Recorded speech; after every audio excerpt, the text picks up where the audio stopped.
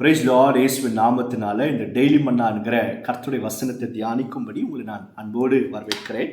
இன்றைக்கு கர்த்தருடைய வசனத்தை 1 பேதுரு 3வது அதிகாரம் 9வது வசனத்திலிருந்து நாம் தியானிக்க போகிறோம். தீமைக்கு தீமையையும் உதாசனத்துக்கு உதாசனத்தையும் சரி கட்டாமல் அதற்கு பதிலாக நீங்கள் ஆசீர்வாதத்தை சுதந்திரித்துக் கொள்ளும்படி அழைக்கப்பட்டிருக்கிறவர்கள் என்று அறிந்து ஆசீர்வதியுங்கள் என்பதாக சொல்லுகிறார். இந்த வசனத்தில் கர்த்தர் நம்ம எல்லாரையும் ஒரு காரியத்தை செய்ய சொல்கிறார். என்ன அப்படின்னா, மற்றவர்களை ஆசீர்வதியுங்கள் அப்படின்னு சொல்கிறார். யாரை அப்படின்னா, நமக்கு தீமை செய்கிறாங்கல்ல அவர்களை ஆசீர்வதிங்க. நம்ம நல்லாவே இருக்கக்கூடாதுன்னு நினைக்கிறாங்கல்ல அவர்களை ஆசீர்வதிங்க. நமக்கு துரோகம் பண்ணுறாங்கல்ல அவர்களை ஆசீர்வதிங்க. நம்மளை உதாசீனப்படுத்தி நம்மளை அவமானப்படுத்துகிறாங்கல்ல அவர்களை ஆசீர்வதிங்க. ஏன் பிரதர் நம்ம ஆசீர்வதிக்கணும்னா, இயேசு சொல்கிறாரு, அவர்கள் நிமித்தம் அல்ல, நீங்கள் ஆசீர்வாதத்தை சுதந்திரித்து கொள்ளும்படியாக உங்களுக்கு விரோதமாக எழும்புகிறவர்களையும் தீமை செய்கிறவர்களையும் உங்களை அவமானப்படுத்தி உதாசீனப்படுத்தி அப்படிப்பட்ட மனிதர்களையும் நீங்கள் ஆசீர்வதியுங்கள் என்று கர்த்தர் சொல்லுகிறார். ஏன்? நம்மை கர்த்தர் ஆசீர்வாதத்தை சுதந்திரிக்கும்படியாக கர்த்தர் இதை செய்கிறார். பாருங்க, பழைய ஏற்பாட்டுக்கும் புதிய ஏற்பாட்டுக்கும் எவ்வளோ ஒரு ஹியூஜ் டிஃப்ரென்ஸ். ஆபிரகாமுக்கு ஆண்டவர் சொல்றாரு, நீ யாரை ஆசீர்வதிக்கிறியோ நான் அவனை ஆசீர்வதிப்பேன், நீ யாரை சபிக்கிறியோ நான் அவனை சபிப்பேன்.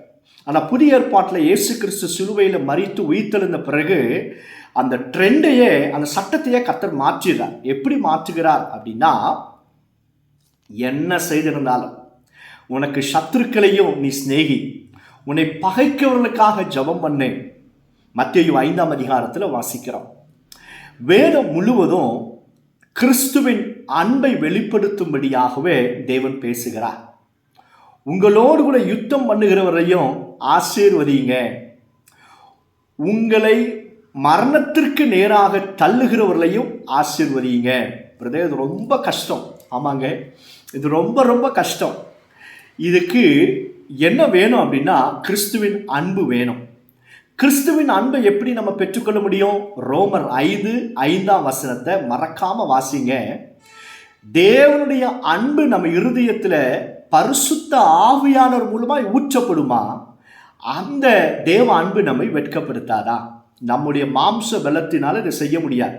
நீங்கள் PhD படிச்சிருக்கலாம், பெரிய ரெவரண்டாக இருக்கலாம், ப்ராஃபிட்டாக இருக்கலாம், யாராக இருந்தாலும் சரி, நம்ம சொந்த பலத்தினால இந்த வசனத்தின்படியாக நம்மளால் செய்ய முடியாது. அப்போது எப்படி நம்மளால் செய்ய முடியும் அப்படின்னா, பரிசுத்த ஆவியானுடைய பலன், பரிசுத்த ஆவியானுடைய பலன் நமக்குள்ளே வந்துருச்சு அப்படின்னா நிச்சயமாக இது நம்மால் செய்ய முடியும்.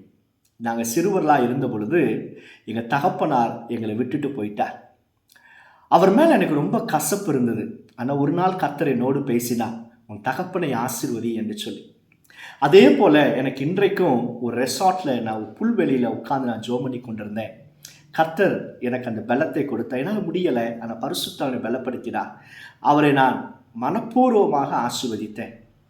இப்பொழுதும் ஆண்டவர் அவரை நான் நேரடியாக பார்க்கவும், அவர் இருக்கிற ஸ்தலத்திலேயே நாங்கள் ஊழியத்தை ஆரம்பிக்கவும் கர்த்தர் எங்களுக்கு கிருபை பாராட்டினார். ஏன் தெரியுமா? யார் மீது கசப்பு வேண்டாம்.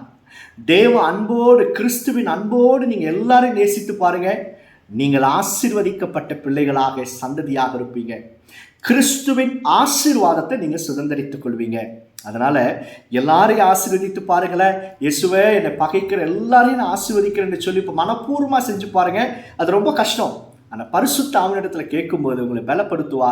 நீங்கள் உங்களுக்கு தீமை செய்கிறோன்னு நீங்கள் ஆசீர்வதிக்கும் பொழுது உங்களுக்காக கர்த்தர் வைத்திருக்கிற ஆசீர்வாதங்களை நீங்கள் நிச்சயமாக சுதந்திரித்துக் கொள்வீங்க.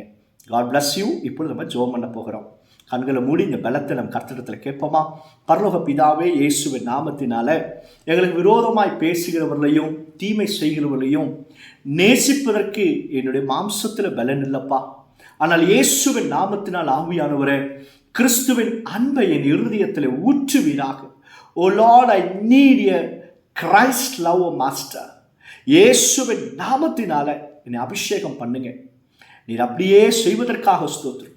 எங்களை பகைக்கிற, எங்களை விரோதிக்கிற, எங்களுக்கு விரோதமாய் செயல்படுகிற யாவரையும் நாங்கள் ஆசீர்வதிக்கிறோம் இயேசுவின் நாமத்தினால. உங்களுடைய கிருபை எங்கள் மேல இருக்கட்டும். இதை காண்கிற, பேசுகிற, பார்க்கிற ஒவ்வொருவரையும் ஆசீர்வதி. இயேசு மூலம் ஜெபிக்கிறோம் பிதாவே. ஆமென், ஆமென். God bless you. God bless you.